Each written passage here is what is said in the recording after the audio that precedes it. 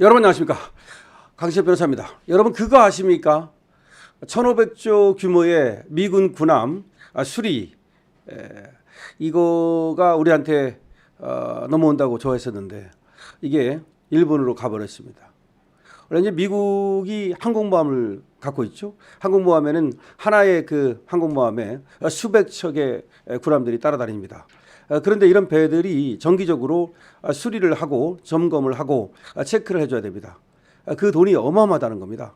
근데 이 돈을 미국이 군사비에 쓰는 건데 여기를 어디다 그 수리를 맡기느냐 이거죠.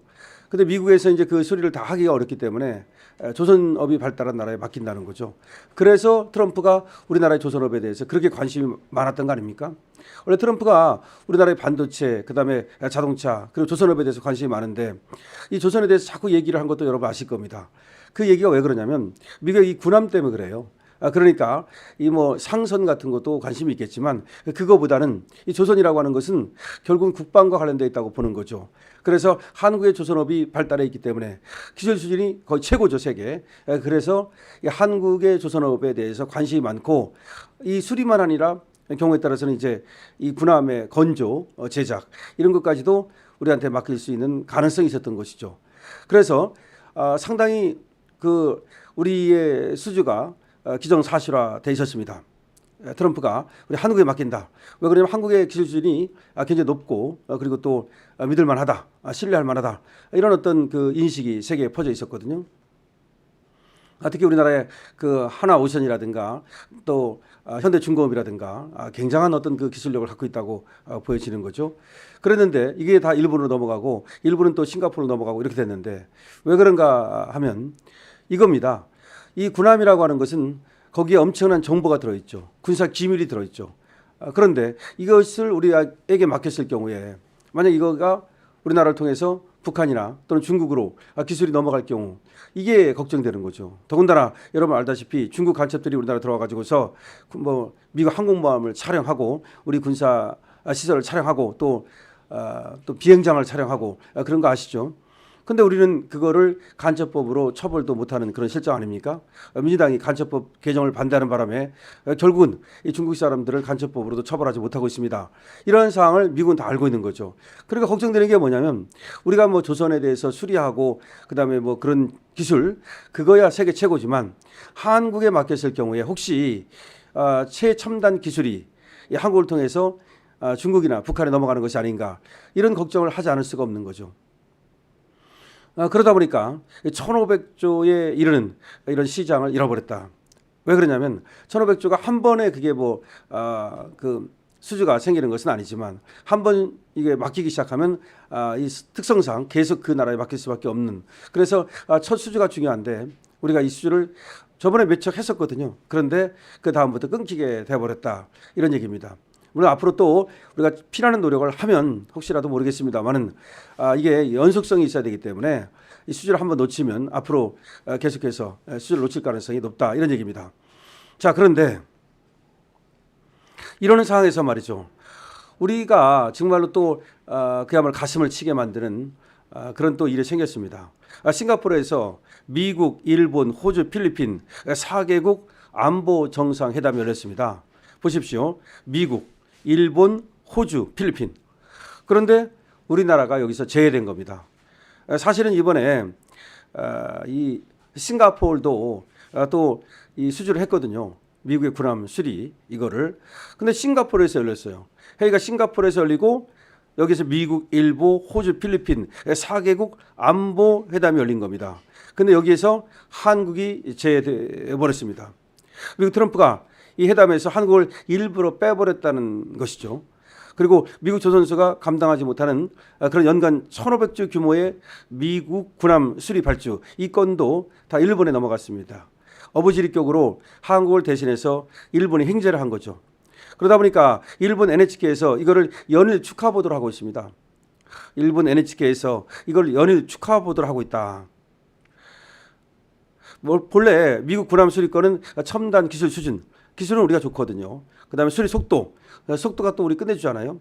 그래서 여러 면을 고려해서 미국이 한국 조선소에 우리한테 맡기기로 기정사실화돼 있던 거라는 거죠. 이렇게 기정사실화돼 있던 건데 이걸 뺏겨버린 겁니다.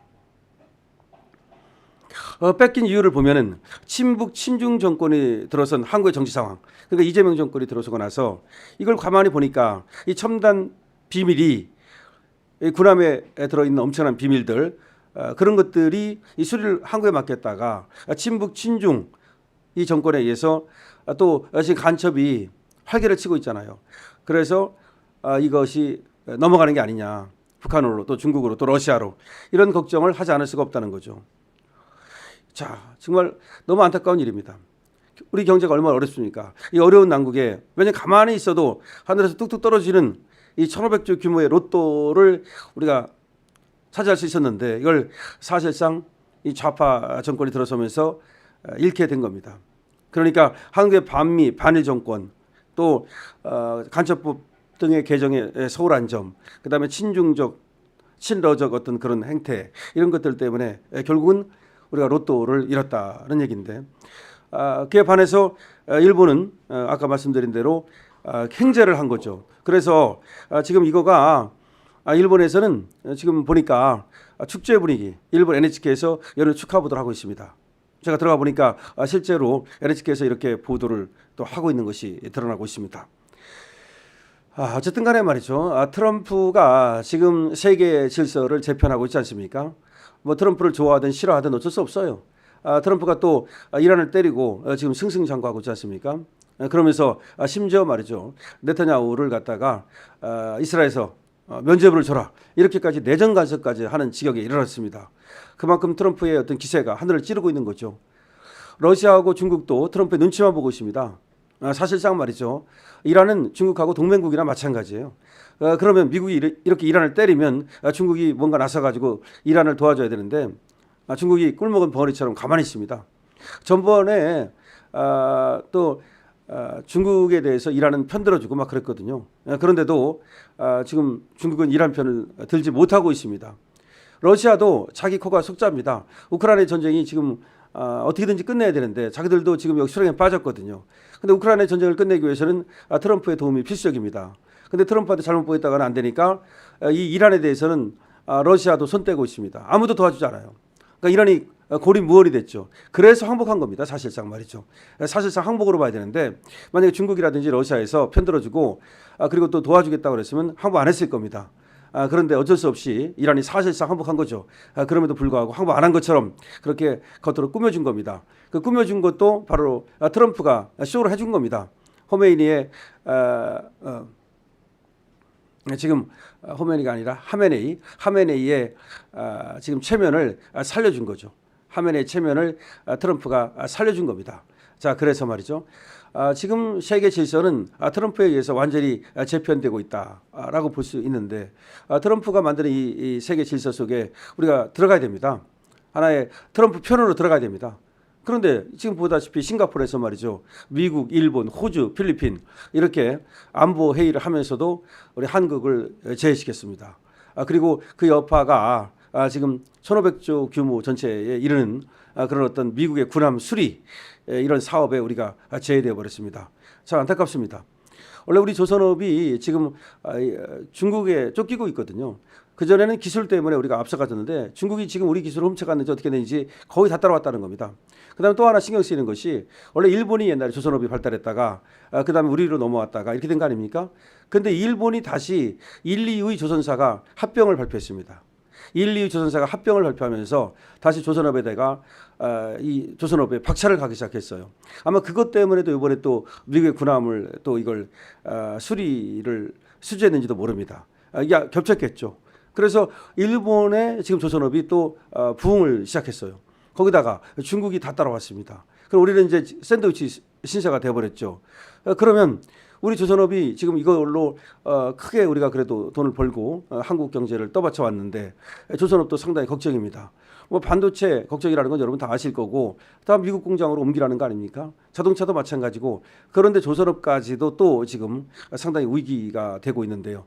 이런 때 우리가 미국 군함 수리 이런 걸 맡았더라면 나중에 미국 군함까지 건조까지도 내다볼 수 있는 것이기 때문에 참 좋은 기회였는데 안타깝다는 생각이 듭니다. 어쨌든 지금 빨간불이 켜졌다. 트럼프가 이재명을 제껴버리는 것이 아니냐. 근데 이 제낀다는 것이 여러 가지 의미가 있어요. 무슨 뭐 이재명이 뭐 트럼프하고 만나가지고서 밥 먹고 뭐 정상회담하고 그런 문제가 아니고 두 가지 문제가 있지 않습니까? 하나는 군사적 협력 아닙니까? 지금 미국이 우리에게 대해서 적대적이지는 않지만 그래도 자꾸 관심을 끊을 경우에 우리 군사비 자꾸 들어가고 군사적 위협이 고조되고 그런 하나의 문제. 근데 군사적인 것만이 문제가 아니라 미국과 우리는 경제적으로 완전히 밀착돼 있죠. 사실상 만약에 미국이 우리 경제에 지금 그렇게 큰 시장인데 그걸 닫아버리면 사실상 우리는 물건을 팔 데가 없습니다. 그래서 관세 협상을 지금 다시 한다는 건데 지금 트럼프 얘기는 우리하고 조금 다시 협상할 의사가 있다. 기한을 좀 연기해 주겠다. 이렇게 말하고 있거든요. 근데 이게 잘 안 되면 50% 물어야 되는 거예요. 근데 이걸 갖다가 이제 트럼프가 각 나라에 서한을 보냈습니다. 그래가지고 10 내지 50% 선에서. 근데 이제 자기 마음에 들면 뭐 10%로 해주는 거고, 마음에 안 들면 50% 때려버리는 거고, 50% 때린다고 그랬다가 또 조금 깎아주는 거고. 그러니까 중국한테는 50% 때렸다고 그랬다가 또 25% 깎아주고 막 하지 않습니까? 그래서 시진핑이 가만히 있는 거예요. 시진핑하고 사실은 이 관세를 가지고 뒤로 협상하고 있다고요. 미국이 지금 중국을 갖다가 다루는 방법이 이 관세로 중국을 다루고 있는 거거든요. 그래서 우리나라도 이거 빨리 협상을 해서 잘 협상이 되면 50%까지 안 가고 그 밑으로 뭐 10%는 좀 어렵겠지만 하여튼 20% 이렇게 막을 수 있는데 이게 안 되면 그냥 50% 다 관세 때려 맞아야 돼요. 그럼 50% 관세 때려 맞고 어떻게 수출을 합니까? 자, 그래서 트럼프하고 지금 좋은 관계를 유지하면서 협상을 잘 해나가야 되는데 지금 이재명으로 할 수 있을지 참 걱정이다 하는 얘기가 많이 나옵니다. 여러분들 어떻게 생각하십니까? 여러분들 의견을 많이 남겨주시기 바랍니다. 강신업 TV입니다.